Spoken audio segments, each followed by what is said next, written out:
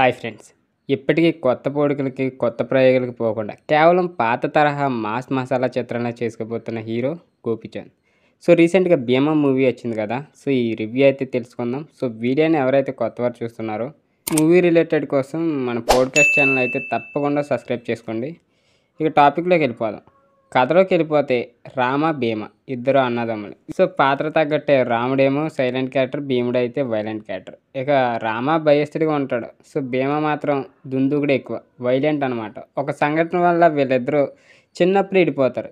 ఇక భీమ ఒక ఎస్ఐ దగ్గర పెరిగి పెద్దయి తాను కూడా ఎస్ఐ అవుతాడు. విద్య అనే టీచర్ ప్రేమలో పడతాడు. ఆమె రవీంద్ర వర్మ, నాజర్ ఆయుర్వేద వైద్యుడికి అయితే ఫాలోవర్గా అయితే ఉంటుంది. అదే ఊళ్ళో భవానీ అనే ఒక రౌడీ అయితే ఉంటాడు.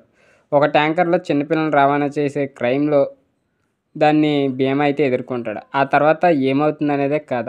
ఈ కథని ఇంతటితో నడిపేయకుండా దేవుడు, ప్రేతాత్మ ఆవాహన, తాంత్రిక పూజ లాంటి అంశాలన్నీ ఈ మూవీలో అయితే పెట్టారు. సో, అలాగే రాసుకున్నారు కూడా. సో, తీసిన విధానం కూడా పాత చింతకాయలాగానే అనిపిస్తుంది మనకి. ఎందుకంటే స్టోరీని మనం ప్రెడిక్ట్ చేసేయచ్చు. ఉదాహరణకి, నన్ను ఒకసారి అన్నయ్య అని పిలవరా అంటూ గోపీచంద్ తమ్ముడిని గోపీచంద్ పదే పదే అడుగుతుండడం ఓవర్ సెంటిమెంట్ అయ్యే ప్రేక్షకులకు చిరాకు వస్తుందని. ఇక తెలియనంత ఓల్డ్ స్కూల్లో సినిమాని తీసుకుంటూ వెళ్ళిపోయాడు దర్శకుడు. అలాగే పోలీసులకు పని చేస్తేనే జీతం, లేకపోతే పోలీసులే జనానికి డబ్బులు ఇవ్వాలంటి కాన్సెప్ట్ పెట్టిన తర్వాత అమ్మాయి చుట్టూరు తిరుగుతూ ఉంటాడు. ఇక గోపీచంద్ డబుల్ యాక్షన్లో పోలీస్ క్యారెక్టర్ చేసినంత న్యాయం రామపాత్రకి అయితే చేయలేదు. ఇక భీమాగా యాక్షన్ సీన్స్ అన్నీ చాలా బాగున్నాయనే చెప్పొచ్చు. ఇక హీరోయిన్గా మాళవిక శర్మ గ్లామర్కి అయితే సరిపోయింది. కానీ సెకండ్ హాఫ్లో వచ్చే సెకండ్ హీరోయిన్ ప్రియభావని శంకర్ ఎప్పుడో బంగారు బుల్లోల్లో రమ్యకృష్ణ నటి గెటప్లో లంగావని వేసుకుని వాల్జాను వయ్యారంగా ఊపుతూ కనిపిస్తుంటుంది. సో, ఇంకా చీటికి మాటికి అదే చూపిస్తూ ఉంటాడు. మనకు కొంచెం అక్కడ మేకింగ్ అనేది ఇబ్బందిగా ఉంటుంది డిస్టర్బెన్స్. ఇక కెమెరా మొత్తం బ్యాక్ పొజిషన్లో పెట్టి హెడ్ అలా ఊపుతూనే ఉంటాడు హీరో.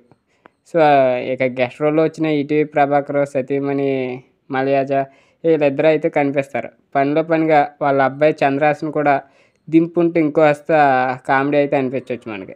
ఇక సినిమా ప్రారంభంలో పరశురాముడి కథ, పరశురామ క్షేత్రం అంటూ పెద్ద యాంబియన్స్ని సెట్ చేసి ఆసక్తి గల్పలు అయితే మొదలుపెట్టిన తర్వాత కాసేపటి పోలీసుడిగా డ్యూటీ ఎక్కించిన గోపీచంద్ చేత అక్కర్లేని కామెడీలు అవి చేయించి అంచనాల కింద పారేసాడు దర్శకుడు. ఎక్కడ ఇంట్రెస్టింగ్ కలిపిన బ్యాక్గ్రౌండ్ మ్యూజిక్, ఇక వినడానికి విషయం లేని పాటలు ఒకటి ఉంటాయి. ఇక అనవసరానికి మించిన సెంటిమెంట్, పట్టులేని రెట్టు కొట్టడే సేమ్ కామెడీ ట్రాక్ అయితే తీసేశారు. ఇక 2024లో కూడా 1900 నాటి సినిమాలు అయితే చూపించారు ఈ సినిమాలు. సో, నాకైతే మరీ విడ్డూరంగా అనిపించింది. అంటే కొన్ని సీన్స్ అయితే బాగున్నాయి, అన్నీ అని చెప్పట్లేదు.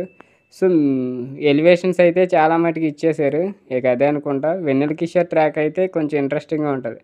సో, మనోడు ఏంటంటే పక్కా కమర్షియల్గా అయితే ఉంటాడు. ఎక్కడైతే పని జరిగిద్దో ఆ పని ఈజీగా చేసి డబ్బులు లాక్కుంటూ ఉంటాడు.